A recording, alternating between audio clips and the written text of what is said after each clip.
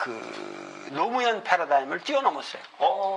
완전히 이 사람은 노무현하고 내가 얘기할 적에는 뛰어넘었어요. 그러니까 우리가 알아야 될 거는 문재인은 절대 그 노무현 패러다임의 사람이 아니다는 거예요. 이거를 왜 그 사람이 노무현에 대한 그런 거 하냐면 인간적인 의리 때문에 그리고 당내에 그 평생을 같이 살아왔으니까 그래서 당내에 또 노무현에 대한 그 애틋한 마음을 가지고 있는 사람이 많이 있으니까 그런 거 저런 거 다 어울리려면 괜히 뭐 각을 세울 필요도 없고 노무현을 자기가 뭐 부정할 필요도 없는 거 아니에요. 그러나 이미 그 사람의 생각의 틀은 노무현 틀이 아니에요. 이거 대단히 중요한 말씀이에요. 왜냐하면 이게 지금 다른 분도 아니고 도울 선생님이 기존의 한계로 거론되던 문재인의 노무현 패러다임을 넘어섰다라고 말씀하시면 좀 더 구체적으로 말씀을 해주셨으면 하는 생각이 구체적인 거는 우선 뭐냐면 노무현은 그 미국과의 관계에서도 처음에 자기가 사진 찍으러 가지 않겠다. 그럼 미국에 내가 굴종적인 모습을 보이지 않겠다라고 그랬는데 그것을 실천을 못했거든요. 그런데 이런 문제에서 문재인은 확고합니다. 나는 미국 중심으로 정치를 할 생각 없다. 이거 되게 중요한 말씀인데요. 사실 노무현 대통령께서 나는 미국에 한 번도 안 가봤고 뭐 그렇게 사실 그 미선희 호순이 그 어떤 그 바람으로 득표를 많이 했거든요. 그래서 많이 그 어떤 그 미국과의 관계, 중국과의 관계 많이 개선될 거라고 생각했는데 미국 가시자마자 이 미국 때문에 우리가 민주화가 되고 가져가시게 되고 아유 땡큐 베리 마치 이렇게 하시는 바람에 실망을 좀 했었는데 그 실망감이 결국은 참 우리 진보 진영의 최대의 비극이었죠. 그 이라크도 막 보내시고 그래서 그 이라크 파병할 쪽에도 우리가 따낼 수 있는 것들이 너무 중요한 게 많았거든요. 그럼요. 개성공단 문제라든가 뭐 평화협정이라든가 휴전선 내에서 우리 군이 주도권을 잡는 문제라든가 여러 가지를 얼마든지 우리가 그 바게인으로 내걸 수 있는 상황이었는데 그 따는 게 없었어요. 따는 게 없었죠. 실제로 우리가 베트남 파병하면서 많은 반대가 있긴 했지만 박정희 정권이 브라운 각서라는 것도 체결하고 경제적인 실리를 많이 취했어요. 그리고 더구나 그 시대에 독자적 작전국가까지 획득했거든요. 거기에 비하면 노무현 정부의 대미 외교는 상당히 실망스러웠는데 여하튼 문재인 후보 같은 경우는 넘어섰다. 아니, 미국과의 관계에서. 미국과의 관계뿐만 아니라 미국에 대한 충성을 할 필요도 없고 어떻게 하면은 중국과 소련과 북한 그리고 일본 여기에서 아주 구체적으로 나는 등거리 외교를 실현하겠다라는 아주 확고한 결의가 있어요. 진짜요? 내가 아주 깊게 얘기를 해봤는데 그거는 있고 그 다음에 둘째로는 뭐냐면 남북 문제를 최우선시하겠다. 그래서 그 취임하자마자 나는 남들이 뭐라 그러든 남북 문제를 먼저 밀어서 왜냐하면 노무현이 말만 그렇게 하고 남북 문제를 최후로 마지막에 했잖아. 그런 것이 노무현 5년을 이게 허사로 만든 거거든요. 먼저 그거를 앞에서 했으라면은 이게 모든 게 달라졌거든요. 그러니까 그때 그 당선될지 몰랐다고 그랬어요. 운명이라는 책에 나오잖아요. 그러니까 당선될지 몰라서 준비를 못한 거야. 그래서 이 사람 보면은 그거를 바꿔야 된다. 제일 먼저 갖고 와가지고 거기서 이니셔티브를 잡아야만 이 5년 동안의 모든 정책이 일사불란하게 갈 수 있다. 저는 이거를 마음속에서 확고하게 반성하고 있습니다. 그러니까 그거는 확실해요. 그리고 저 같은 경우는 사실 참여정부 때 삼성을 위주로 한 재벌들의 이른바 그 독재, 자본 독재에 대해서 거론을 하다가 저 형도 먹고 그랬잖아요. 지령도. 근데 그 과정에서 사실 청와대에서 상당히 좀 반대하고 압박을 한 경우가 있거든요. 그래서 그것 때문에 문재인 후보가 참 여러모로 훌륭하신 분인데 혹시 삼성을 위주로 한 재벌 개혁에 대해서는 어떠실까? 사실 이거 많이 궁금하거든요. 저도 궁금해요. 이 사람은 재벌 규제에 관해서도 재벌이 과도하게 이런 중소기업이라든가 이런 것에를 이렇게 완전히 묵살시키고 독주하는 이러한 모든 현상을 확고하게 제재하겠다는 아주 결의가 있어요. 삼성도? 그래서 삼성뿐만 아니라 모든 그 기업이 우리 그 복지국가형의 실현을 위해서 이제는 기업들이 희생해야 된다 하는 생각이 확고하게 있어요. 그건 내가 아주 보장합니다. 야! 맹자는 본인이 뭐라고 그랬냐면은 역사를 쭉 그 사람은 훑어요. 연임금, 승림금으로부터 쭉 해서 항상 위대한 성군이 날 적에는 항상 그 성군을 만드는 위대한 신하가 있었다. 그리고 위대한 성군의 특징은 바로 그 위대한 참모를 알아보는 그 인한 마음이었다. 그러니까는 항상 여기도 이제 내 책에 여기 제일 처음에도 그 율곡 선생이 쓴 동호문답의 그 대화가 여기 쭉 나오고 있어요. 그래서 여기 밑에 닭이 지렁이 하나를 가지고 요거 이렇게 자부댕이 변상벽에 닭그림 속에 있는 거라고. 그래서 그 밑에 보면 여기 문자라고 쓰고 하나는 안자라고 써. 그걸 잘 봐달라고. 문자와 아들 자자가 선생. 옛날 말에 문자와 안자가 지렁이 하나를 놓고 지금 하고 있는 거야. 그런데 여기도 보면은 이율곡 선생님이 결국은 나라가 다스려진다고 하는 것은 결국은 사람을 알아보고 그 사람을 올바르게 쓰는 것이다 하는 데 있거든요. 그래서 맹자는 자기는 뭐냐면은 항상 그러한 그 천하를 통일할 수 있는 그런 왕천하를 할 수 있는 사람을 만드는 것이 나의 사명이지 내가 직접 왕천하를 할 수는 없다. 왜? 자기는 그 당시 시스템에서는 요새와 달리 이 후보로 나갈 수 있는 게 아니거든. 하겠다는 아주 결의가 있어요. 삼성도? 그래서 삼성뿐만 아니라 모든 그 기업이 우리 그 복지국가형의 실현을 위해서 이제는 기업들이 희생해야 된다 하는 생각이 확고하게 있어요. 그건 내가 아주 보장합니다. 야! 맹자는 본인이 뭐라고 그랬냐면은 역사를 쭉 그 사람은 훑어요. 연임금, 승림금으로부터 쭉 해서 항상 위대한 성군이 날 적에는 항상 그 성군을 만드는 위대한 신하가 있었다. 그리고 위대한 성군의 특징은 바로 그 위대한 참모를 알아보는 그 인한 마음이었다. 그러니까는 항상 여기도 이제 내 책에 여기 제일 처음에도 그 율곡 선생이 쓴 동호문답의 그 대화가 여기 쭉 나오고 있어요.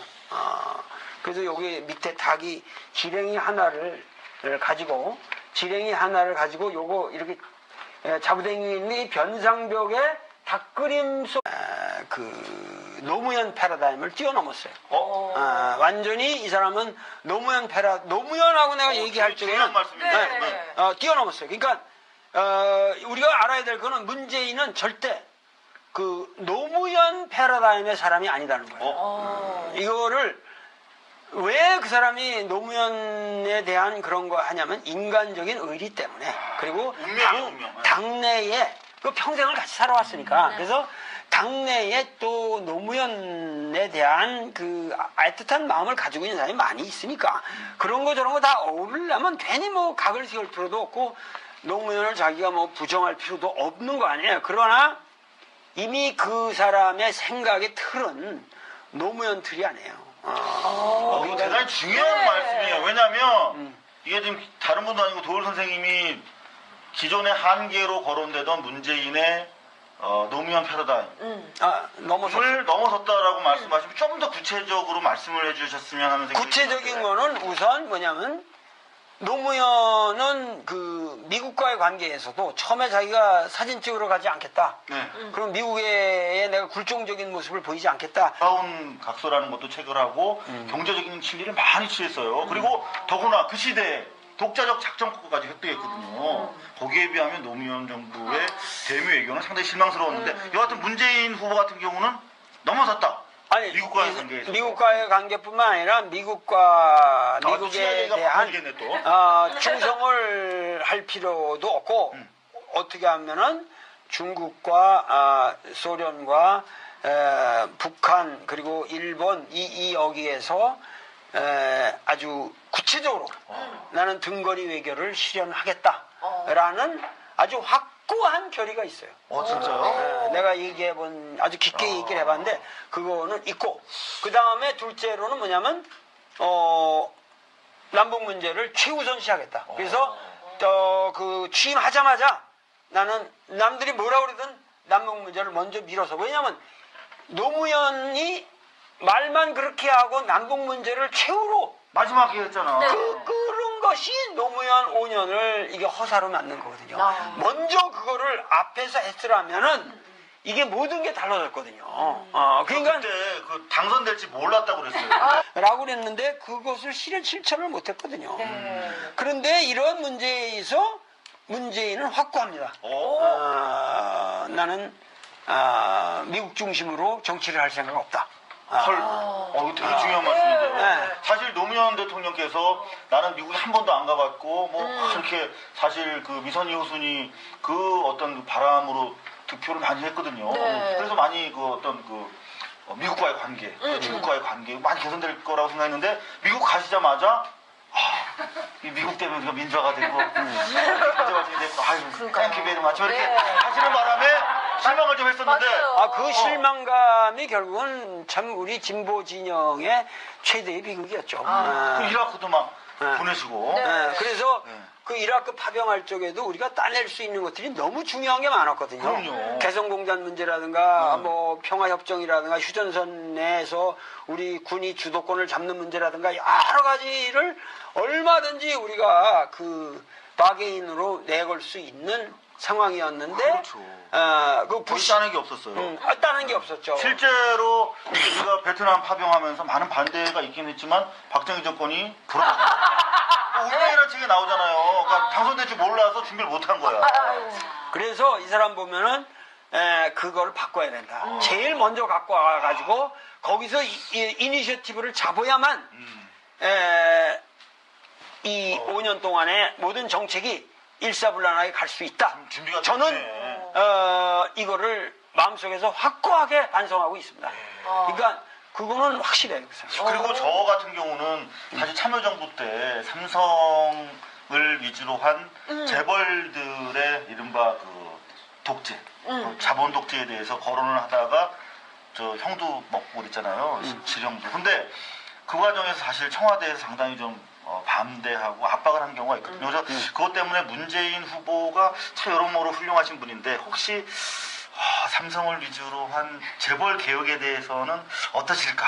사실 이거 많이 궁금하거든요. 저도 궁금해요. 근데 어떤 이 사람은 재벌 규제에 관해서도 재벌이 과도하게 이런 중소기업이라든가 이런 것에를 이렇게 완전히 묵살시키고 독주하는 이러한 모든 현상을 확고하게 제지할 중요한 적에는 말씀입니다. 뛰어넘었어요. 그러니까 우리가 알아야 될 거는 문재인은 절대 그 노무현 패러다임의 사람이 아니다는 거예요. 이거를 왜 그 사람이 노무현에 대한 그런 거 하냐면 인간적인 의리 때문에 그리고 운명. 당내에 그 평생을 같이 살아왔으니까 그래서 당내에 또 노무현에 대한 그 애틋한 마음을 가지고 있는 사람이 많이 있으니까 그런 거 저런 거 다 어울리려면 괜히 뭐 각을 세울 필요도 없고 노무현을 자기가 뭐 부정할 필요도 없는 거 아니에요. 그러나 이미 그 사람의 생각의 틀은 노무현 틀이 아니에요. 이거 대단히 중요한 말씀이에요. 왜냐하면 이게 지금 다른 분도 아니고 도울 선생님이 기존의 한계로 거론되던 문재인의 노무현 패러다임을 넘어섰다라고 말씀하시면 좀 더 구체적으로 말씀을 해주셨으면 하는 생각이 구체적인 드는데. 거는 우선 뭐냐면 노무현은 그 미국과의 관계에서도 처음에 자기가 사진 찍으러 가지 않겠다. 네. 그럼 미국에 내가 굴종적인 모습을 보이지 않겠다. 다운 각서라는 것도 체결하고 경제적인 실리를 많이 취했어요. 그리고 더구나 그 시대에 독자적 작전국가까지 획득했거든요. 거기에 비하면 노무현 정부의 대미 외교는 상당히 실망스러웠는데 여하튼 문재인 후보 같은 경우는 넘어섰다. 아니, 미국과의 관계에서. 미국과의 관계뿐만 아니라 미국에 대한 충성을 할 필요도 없고 어떻게 하면은 중국과 소련과 북한 그리고 일본 여기에서 아주 구체적으로 나는 등거리 외교를 실현하겠다라는 아주 확고한 결의가 있어요. 진짜요? 내가 아주 깊게 얘기를 해봤는데 그거는 있고 그 다음에 둘째로는 뭐냐면 남북 문제를 최우선시하겠다. 그래서 그 취임하자마자 나는 남들이 뭐라 그러든 남북 문제를 먼저 밀어서 왜냐면 노무현이 말만 그렇게 하고 남북 문제를 옛날 말에 문자와 안자가 지렁이 하나를 놓고 지금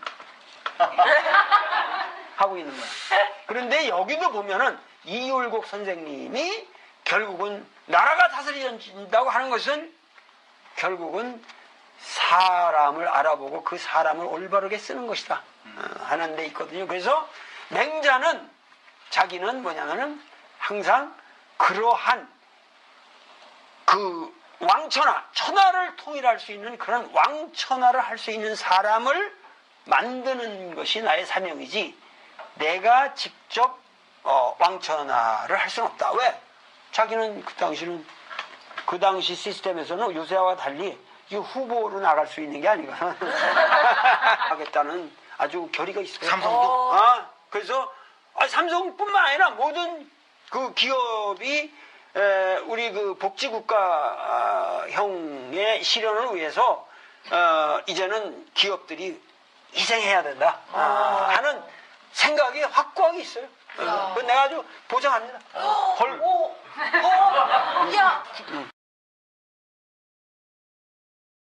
맹자는 본인이 뭐라고 그랬냐면은 역사를 쭉 그 사람은 훑어요. 연임금, 순임금으로부터 쭉 해서 항상 위대한 성군이 날 적에는 항상 그 성군을 만드는 위대한 신하가 있었다. 그리고 위대한 성군의 특징은 바로 그 위대한 참모를 알아보는 그 인한 마음이었다. 그러니까는 항상 여기도 이제 내 책에 여기 제일 처음에도 그 율곡 선생이 쓴 동호문답의 그 대화가 여기 쭉 나오고 있어요.